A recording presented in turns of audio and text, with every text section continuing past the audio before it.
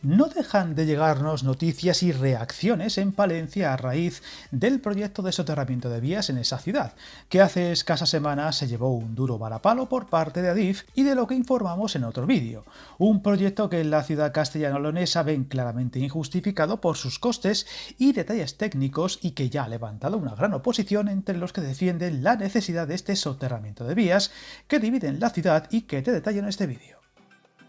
Fue el propio Ayuntamiento de Palencia quien difundió a los medios de comunicación los datos sobre el coste del soterramiento actualizado en esta ciudad que Adif les trasladó en una reunión donde dejaron claro el nuevo panorama para este tipo de obras y que curiosamente tiene muchos paralelismos en casi todos los detalles con Valladolid, ciudades ambas partidas en dos, con proyectos de soterramiento muy asentados en el pasado, pero que ahora ven como desde Transportes niegan su viabilidad. En ambos casos con cifras, como en años de ejecución, muy difíciles de asumir y que en ambos casos se aseguran son falsas y que buscan que en estas ciudades se tire la toalla.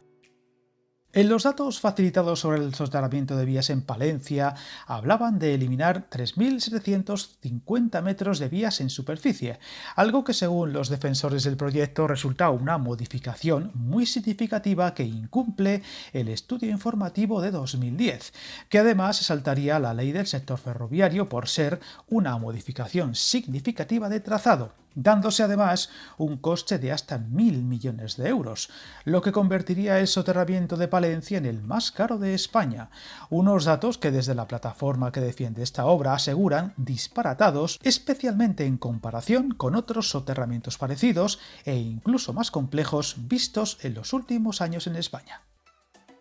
Viajar en tren nunca fue tan fácil. En trenes.com encuentra y reserva tus billetes de Renfe, Wigo, Irio y muchos otros países europeos. Vive experiencias únicas a bordo y recuerda, si vas sobre raíles, está en trenes.com.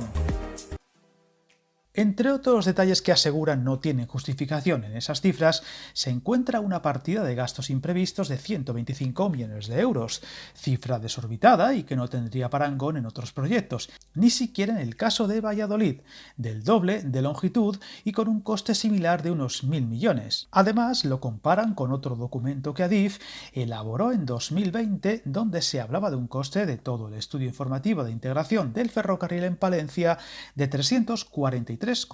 millones de euros, a lo que habría que añadir 50 del desvío del arroyo de Villalobón, lo que significaría que en solo 4 o 5 años el coste total del presupuesto se habría más que doblado. El nuevo estudio abordaría obras que, según la plataforma palentina, serían innecesarias o abarcarían más extensión de la necesaria.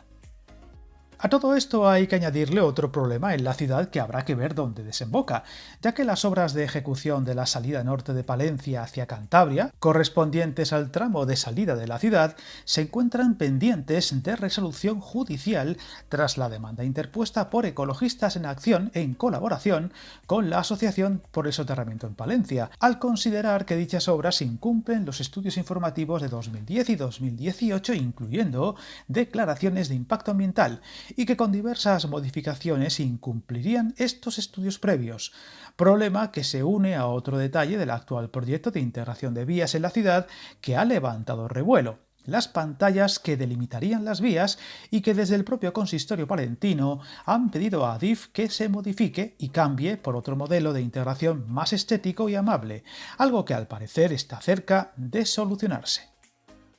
Lo ocurrido en Palencia y en Valladolid comienza a ser constante en varios proyectos, no solo de soterramiento de vías en España, donde da la sensación de que se elaboran proyectos muy deformados y exagerados en muchos detalles, destacando el coste y el tiempo de ejecución que hacen tirar por la borda cualquier defensa por sacarse adelante, y que en no pocos casos están encontrando oposición. La reapertura de la línea entre Madrid y Aranda de Duero, el tren a Motril o incluso la reapertura de la Ruta de la Plata serían buenos ejemplos que el tiempo dirá si se acaban ejecutando o si estas cifras tan rotundas solo son la excusa para echarlos abajo, incluyendo el soterramiento e integración de vías en Palencia. Estaremos atentos y contaremos las novedades que vayan llegando. Suscríbete al canal y recuerda, hasta el camino más largo se inicia con un primer paso.